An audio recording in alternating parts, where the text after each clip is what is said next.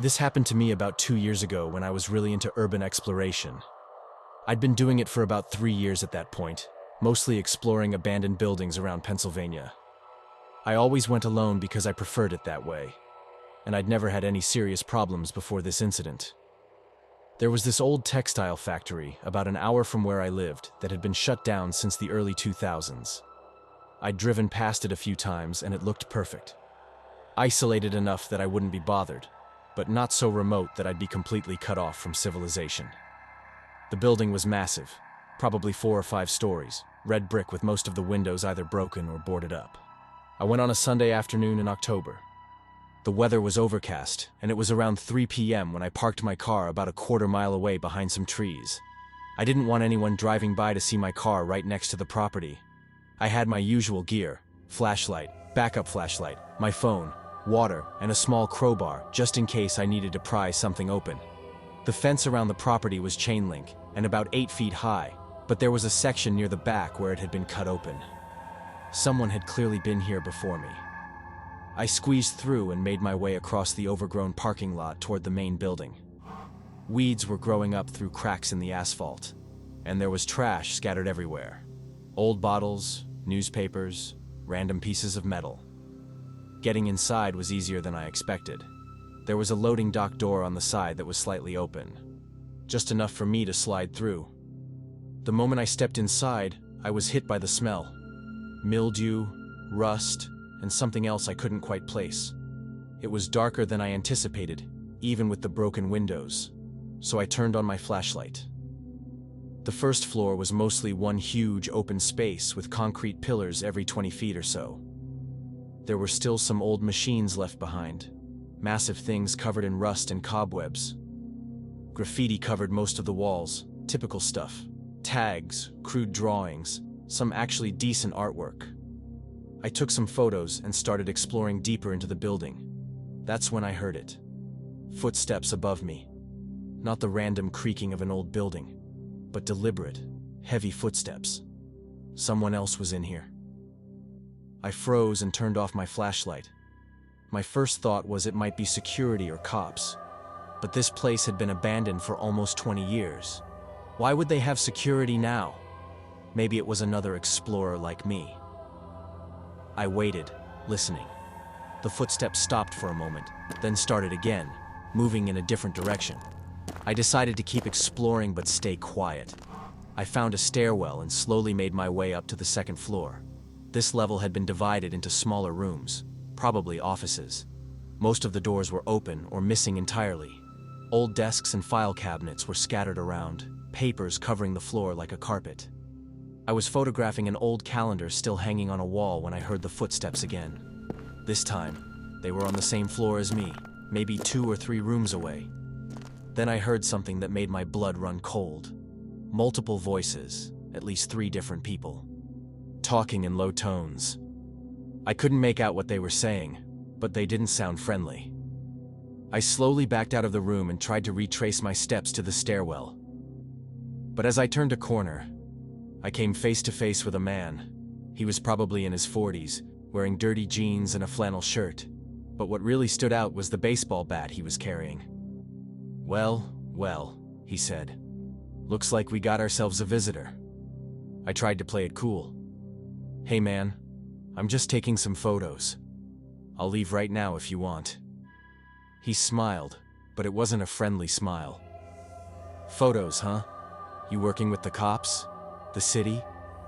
No, nothing like that. I just like photographing old buildings. I'm leaving now.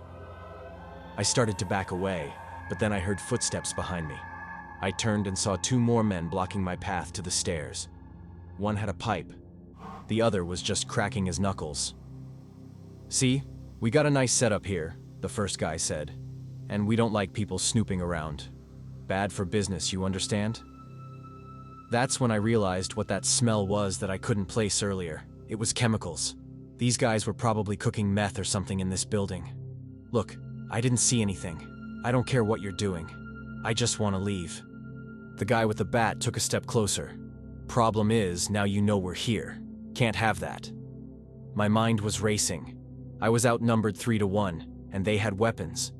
The only advantage I had was that I knew the layout of the first floor pretty well from my exploration. If I could get past them and make it downstairs, I might have a chance. I suddenly shoved the guy closest to me and ran. Not toward the stairs, but deeper into the building. I heard them shouting and giving chase. I ran through room after room, jumping over debris, my heart pounding. I could hear them behind me, cursing and yelling at each other. I found another stairwell at the far end of the building and practically threw myself down it. I stumbled on the last few steps but kept running. On the first floor, I sprinted toward where I remembered seeing another exit, a broken window near the front of the building. The window was about 4 feet off the ground. I could hear them coming down the stairs as I pulled myself up and through it, feeling the broken glass tear my jacket. I hit the ground outside hard, but got up and kept running. I made it to the fence, squeezed through the cut section, and didn't stop running until I reached my car. I drove away as fast as I could without looking suspicious. I kept checking my rearview mirror, expecting to see them following me, but no one came. When I got home, I realized my hands were shaking so badly I could barely unlock my door. I never reported it to the police. What would I say? That I was trespassing and ran into what were probably drug dealers? I stopped urban exploring after that. The risk just wasn't worth it anymore. Sometimes I drive past that factory, and I wonder if they're still there, using that abandoned building for whatever illegal operation they had going. But I'll never go back to find out.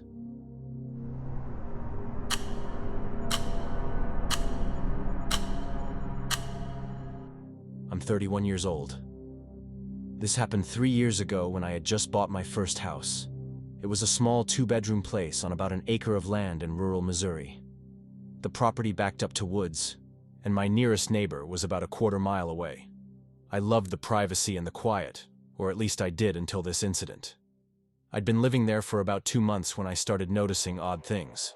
Nothing major at first, just the feeling that things weren't exactly where I'd left them in my shed, or footprints in my garden that weren't mine. I brushed it off as paranoia from living alone in a rural area for the first time. Then one night in late September, I was woken up by my motion sensor light in the backyard. It was about 2 a.m. I looked out my bedroom window but didn't see anything. Motion lights go off for all sorts of reasons. Animals, wind-blowing branches, whatever. I went back to bed, but then it happened again the next night, and the night after that, always around 2 a.m. I started leaving my blinds cracked so I could peek out without getting out of bed. On the 4th night, I saw him. There was a man in my backyard.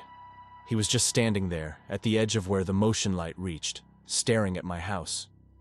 I couldn't make out his features clearly, but he looked tall and was wearing dark clothes. I grabbed my phone to call 911, but by the time I looked back, he was gone. The police came out and looked around, but didn't find anything. They said it was probably just someone passing through, maybe a homeless person, and to call if I saw him again. They suggested I get security cameras, which I ordered the next day. While waiting for the cameras to arrive, I barely slept.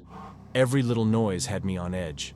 I kept all my doors and windows locked and had a baseball bat next to my bed. For 2 nights, nothing happened. Then, on the 3rd night, the motion light went off again. This time, I was ready. I had my phone recording video through the window. The man was back, but now he was closer to the house. He was walking slowly around my backyard, looking at my windows, trying door handles. When he got to my back door and found it locked, he stood there for a full minute, just staring at the door handle like he was thinking. I called 911 while still recording. I whispered to the dispatcher what was happening. She told me officers were on the way and to stay inside with my doors locked. The man must have heard something because he suddenly looked up, directly at my window. Even from the distance and in the poor lighting, I felt like he was looking right at me. Then he walked calmly back into the woods. The police arrived about 15 minutes later. They searched the woods with flashlights but didn't find anyone. They took my video and said they'd increase patrols in the area. One officer suggested I stay with friends for a few nights, which I did. When I came back 3 days later, my security cameras had arrived. I spent the entire day installing them, 4 cameras covering every angle of my house. That night, I sat up watching the feeds on my phone.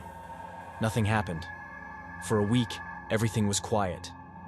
I started to relax a little, thinking maybe the guy had moved on. Then I reviewed my camera footage from when I was at work, and my blood ran cold. He had been there during the day. The footage showed him coming out of the woods around noon, walking up to my house and trying every window and door. When he couldn't get in, he sat on my back porch for about an hour, just sitting in my chair like he owned the place. Then he noticed the camera. He stared at it for a long moment, smiled, and walked back into the woods. I called the police again and showed them the footage. This time, they took it more seriously. They could see his face clearly in the daytime footage. They said they'd run it through their database and increase patrols. That night, I didn't even try to sleep.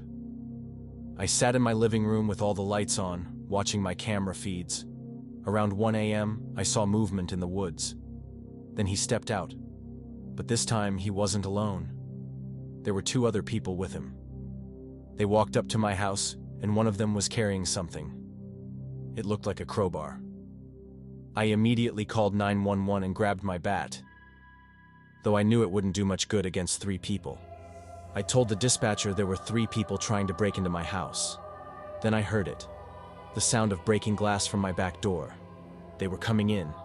I ran to my bedroom and locked the door, pushing my dresser in front of it.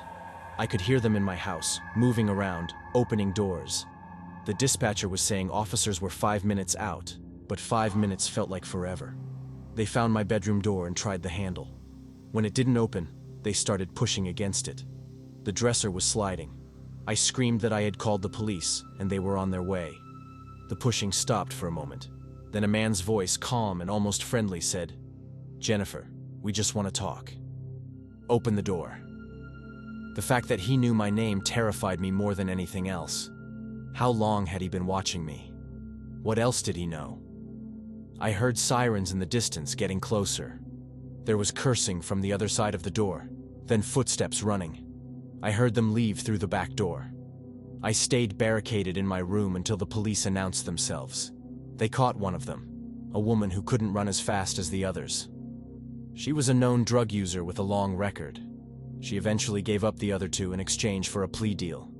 The man who'd been watching me was her boyfriend. They'd been living in a camp in the woods behind my property for months, watching me, waiting for the right time to rob me, or worse. They found their camp about a half-mile into the woods. They had things that were clearly stolen from other houses, jewelry, electronics, even photo albums, which was deeply disturbing.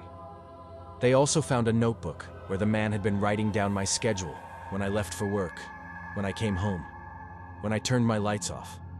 All 3 were arrested and charged with attempted burglary, trespassing, and stalking. I couldn't stay in that house anymore. Even with them in jail, I never felt safe. I sold it and moved back to the city, to an apartment building with a doorman and lots of neighbors. I still have nightmares sometimes about that calm voice saying my name through the door.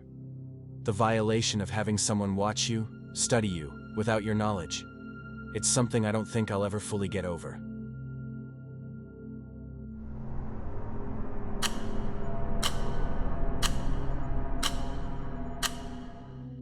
This happened last year. I was in college and always looking for interesting places to photograph for my photography class. I specialized in abandoned buildings. There was something about the decay and the stories these places told that fascinated me. There was this abandoned hospital about 40 minutes from campus that I'd been wanting to explore for months. St. Mary's Hospital had been closed since 2008 after a larger medical center opened nearby. The building had been left to rot ever since. 5 stories of slowly decaying medical history. I convinced my roommate Tyler to come with me one Saturday night. We figured nighttime would be better to avoid any security or random people who might be around during the day. We got there around 11 p.m. and parked a few blocks away in a residential area. The hospital was surrounded by a tall fence, but urban explorers had clearly been here before. There was a well-worn path leading to a section where the fence had been bent up at the bottom, creating a gap just big enough to crawl under. The building itself was intimidating in the dark. Most of the windows on the lower floors were boarded up, and the ones that weren't were pitch black. We found a side entrance where the door had been pried open. The metal door scraped against the concrete as we pushed it open, the sound echoing through the empty building. Inside, our flashlights revealed a long hallway with rooms on either side. The walls were that institutional green color that all old hospitals seem to have. Paint was peeling everywhere, and the floor was covered in debris. Broken ceiling tiles, old papers, pieces of furniture. We started exploring, taking photos as we went. Old patient rooms with rusted bed frames, nurses' stations with paperwork still scattered on the desks, an operating room with the surgical light still hanging from the ceiling. It was creepy, but fascinating. We made our way up to the third floor, which seemed to be where the pediatric ward had been. There were faded cartoon characters painted on the walls, and we found a playroom with old toys still scattered around. That's when Tyler grabbed my arm. "Did you hear that?" he whispered. I listened. At first, just the usual sounds of an old building, creaking, wind through broken windows. Then I heard it. Footsteps. Slow, deliberate footsteps coming from the floor above us. We turned off our flashlights and stood still in the darkness. The footsteps continued for a moment, then stopped. We waited, barely breathing. After about a minute of silence, Tyler whispered that we should leave. I agreed. We started making our way back to the stairwell, trying to be as quiet as possible. But old hospitals aren't built for stealth. Every step seemed to echo. Every piece of debris we accidentally kicked sounded like an explosion in the silence. We had just reached the stairwell when a light appeared at the other end of the hallway. Not a flashlight beam moving around like ours had been, but a steady light, like someone was just standing there, pointing it down the hallway. We couldn't see who was holding it. They were backlit, just a dark silhouette. Tyler and I looked at each other, then bolted down the stairs. We could hear footsteps behind us, following us down. But these footsteps were different. Faster, more aggressive. And there were more of them. It wasn't just one person following us. We hit the second floor and kept going, but when we reached the first floor, Tyler tripped over something in the dark and went down hard. I stopped to help him up, and that's when I saw them, 3 figures coming down the stairs. One of them was wearing what looked like medical scrubs. Another had on a surgical mask. Tyler was holding his ankle, saying he thought he twisted it. I pulled him up, and we hobbled toward the exit as fast as we could. The figures weren't running after us, just walking steadily, like they knew we couldn't escape. We made it to the door we'd entered through, but it wouldn't budge. Someone had closed it and wedged something against it from the outside. We were trapped. "This way," I said, pulling Tyler down another hallway. I remembered seeing another exit when we first came in. Behind us, I could hear those steady footsteps getting closer. We found the other exit, an emergency door with a push bar. I slammed into it, and an alarm started blaring. Old hospital, but apparently the emergency exits were still wired. The door opened, and we stumbled out into the night. We ran limp to the fence, and I had to practically push Tyler through the gap. I squeezed through after him, and we made it to the car. As I started driving away, I looked back and saw several figures standing at the fence, watching us leave.